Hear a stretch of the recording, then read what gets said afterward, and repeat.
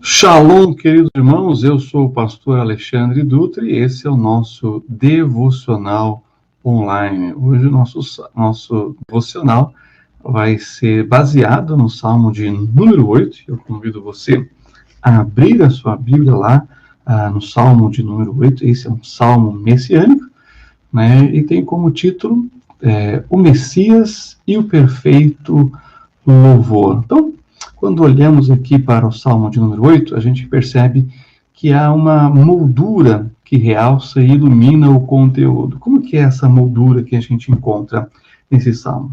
É o primeiro versículo e o último versículo, eles fazem uma ligação, uma conexão, né? E como se fosse uma moldura, e dentro desses dois versículos está ali o conteúdo que vai ser abordado, tratado em relação aquilo que o salmista começa falando e termina falando ali na sua conclusão. Então, nós temos aqui a introdução no versículo 1 e a conclusão no versículo 9, que é o mesmo tema, o mesmo assunto.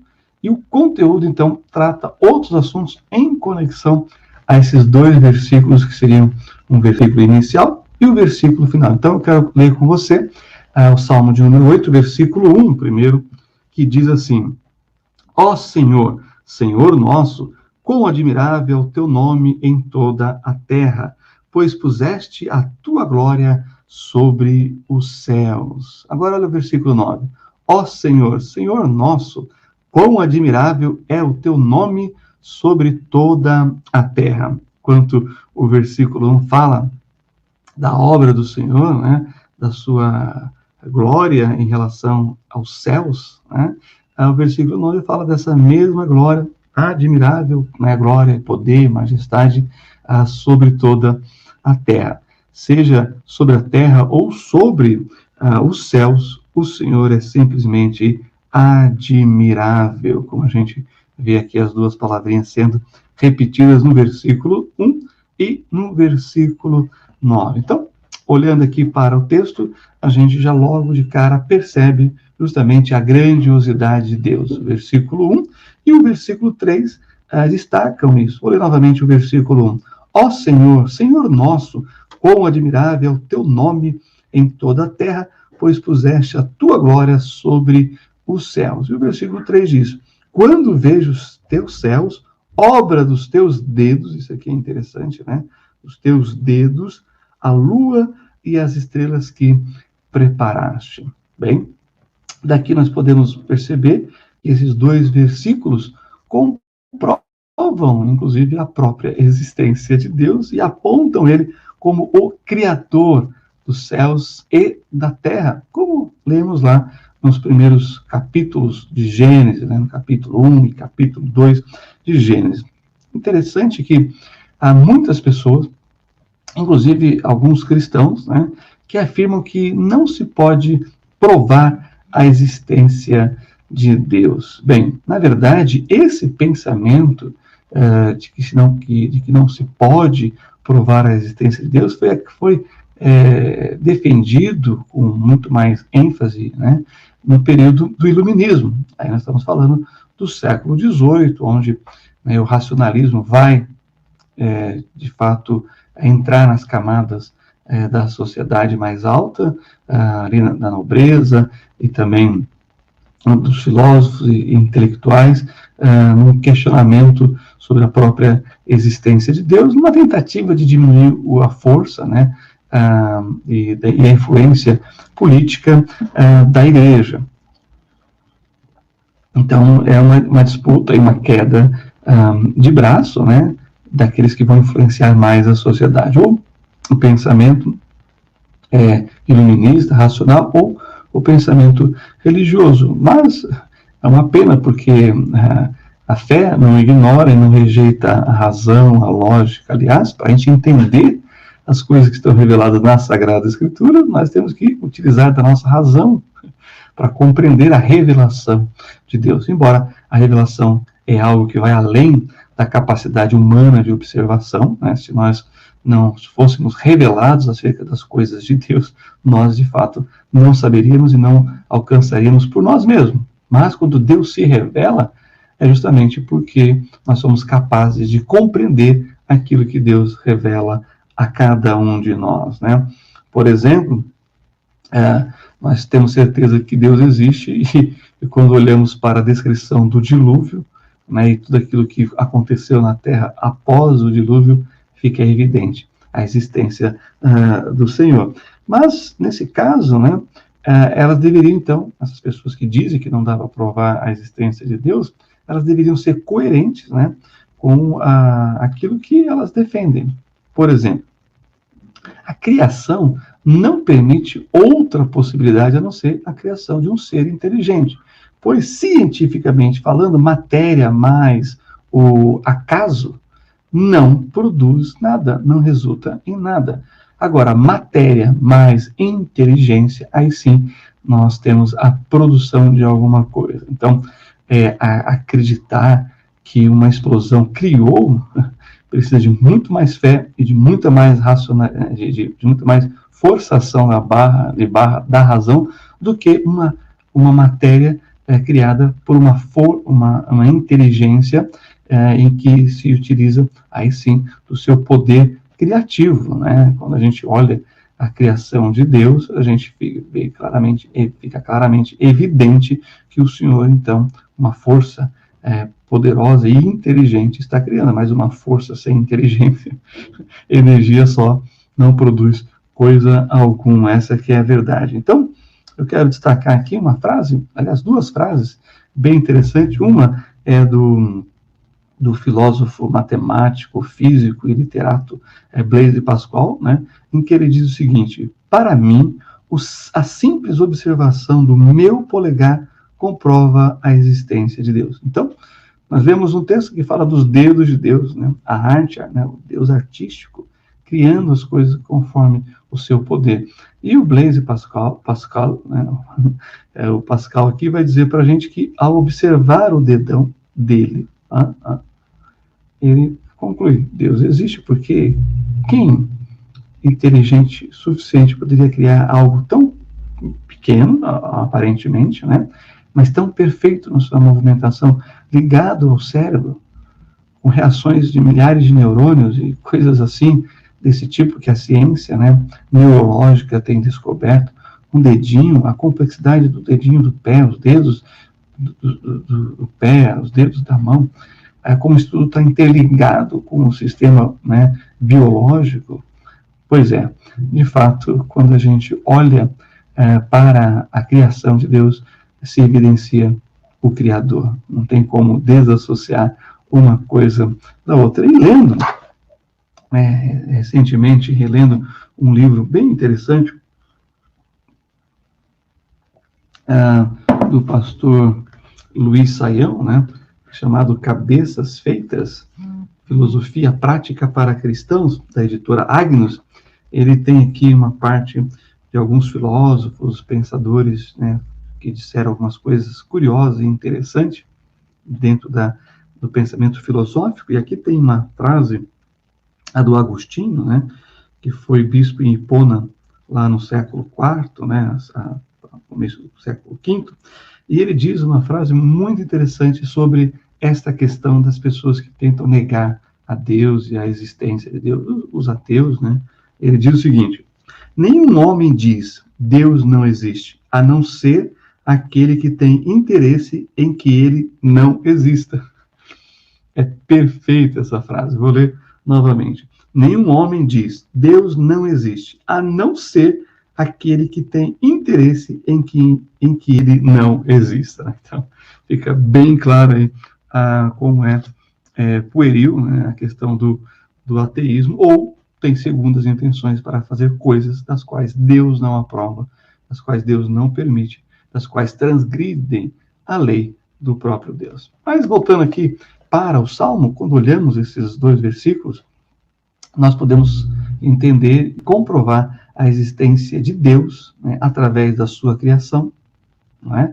Através das Escrituras, da própria Bíblia, revelação de Deus, através das profecias cumpridas, como nós vamos ver já já, e, claro, através da encarnação de Jesus, não é? A Bíblia diz que isso aconteceria, que o Messias viria, como viria e o que faria. e também pela transformação do homem através do Evangelho. E, por falar das Escrituras, tem uma frase também muito interessante do Tim LaHaye e o Thomas Ice no livro O Princípio do Fim, que é a seguinte: há uma gama de provas irrefutáveis que a Escritura foi inspirada por Deus. Ninguém que procura a verdade com imparcialidade, ao examinar as evidências da origem divina das Escrituras, consegue chegar à conclusão que os livros da Bíblia foram escritos por pessoas não inspiradas.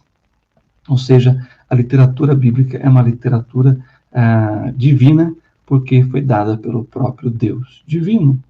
Isso fica evidente na sua própria divindade e existência. Agora, olha só, olhando novamente aqui para o versículo 1, que fala da grandeza de Deus, que transcende os céus, né, e o seu poder é inimaginavelmente grande, é com essa referência que a gente pode entender, por exemplo, o que o rei Salomão falou, lá em 2 Crônicas, capítulo 2, versículo 6. Ele diz: porém, quem seria capaz de lhe edificar uma casa?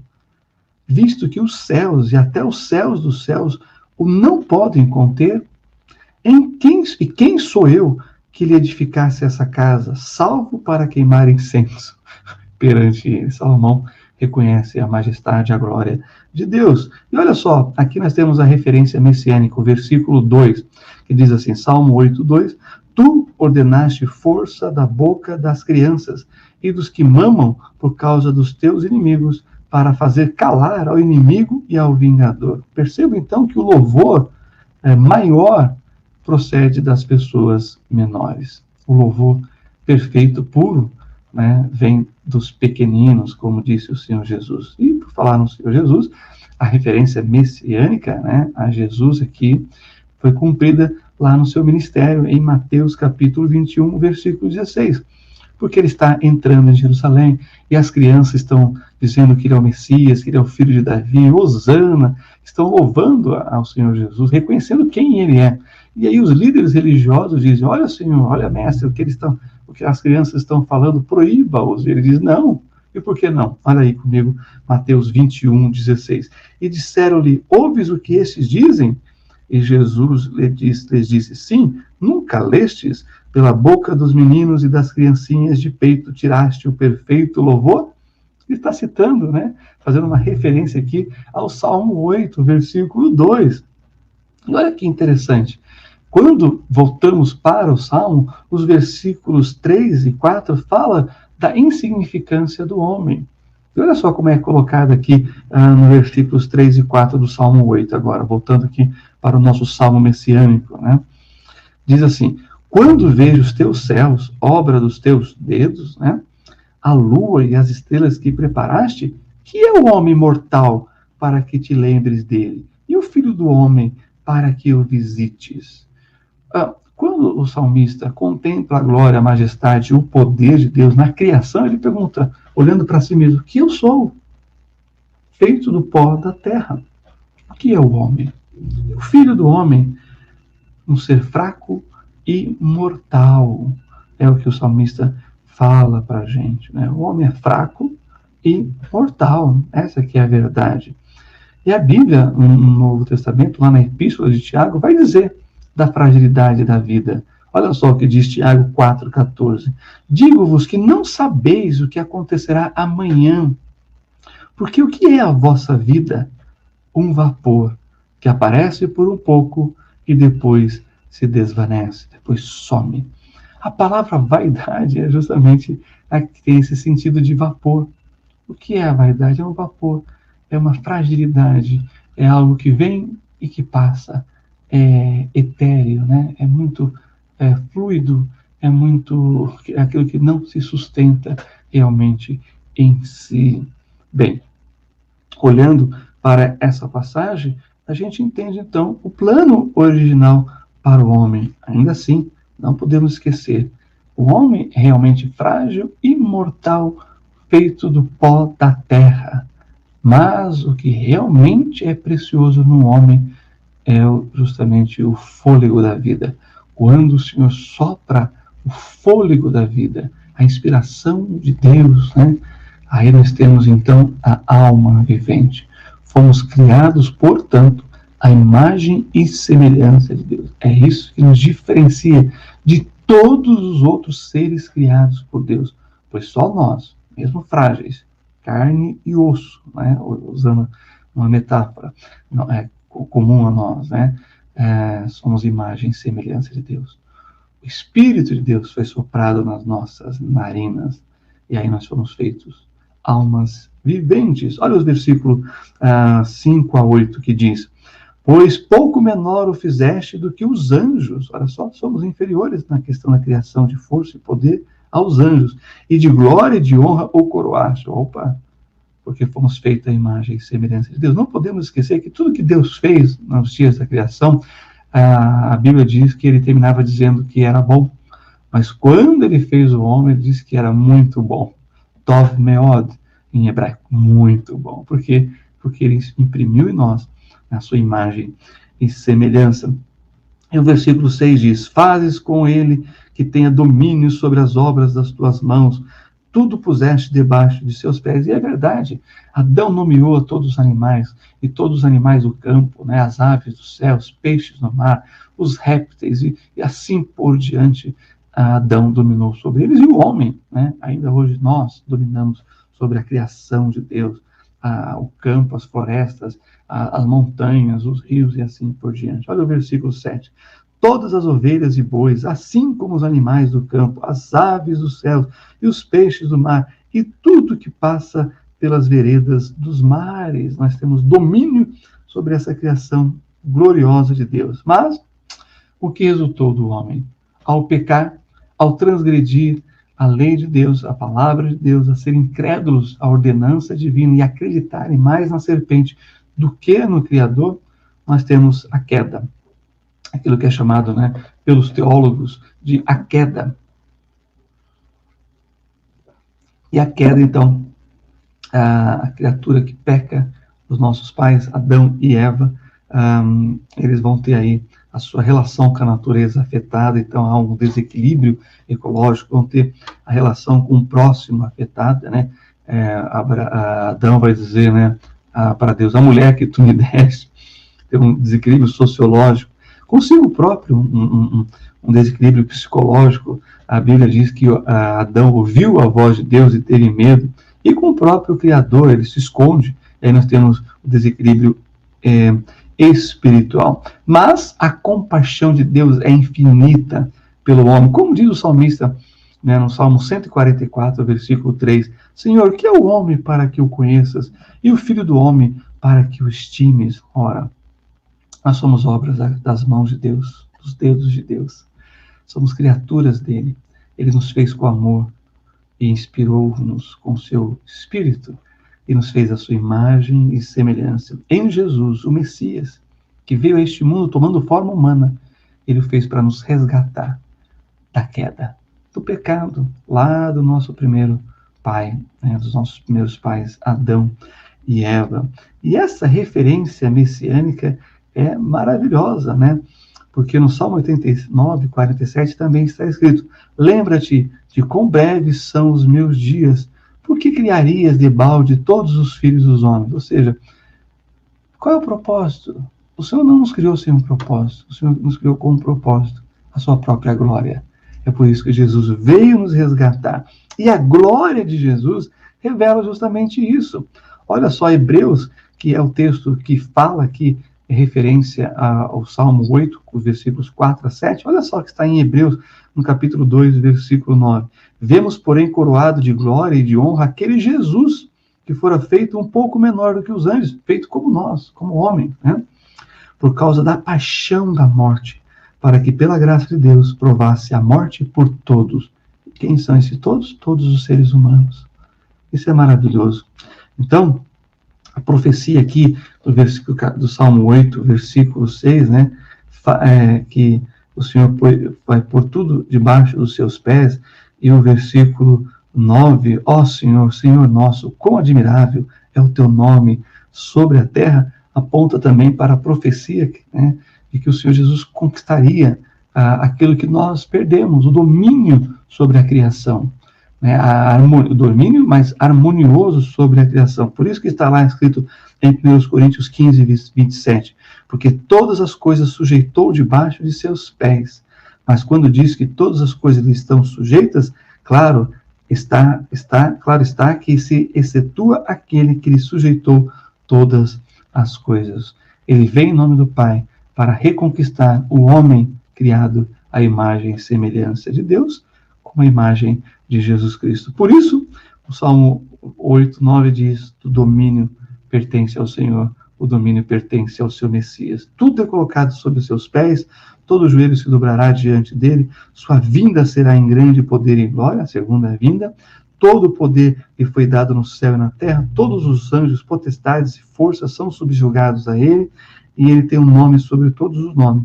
Ele é o Aleph e o Tav, o primeiro e o último, né? A primeira e última letra do alfabeto hebraico.